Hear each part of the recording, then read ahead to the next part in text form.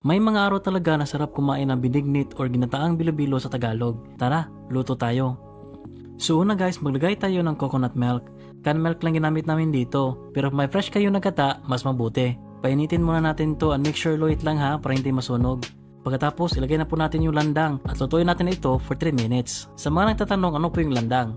Landang po is a processed starch product extracted from bori tree. Ayos? Now, ilagay na po natin yung ube, gabi, and sweet potato. Lutuin natin ito for 10 minutes or until mas soft na. Now, lagyan na po natin ng saging ng saba, ang tapioca pearls. Now, haluin lang ito ng mabuti guys. Dandahan lang kami sa paghalo nito kasi maliit na yung kawali namin.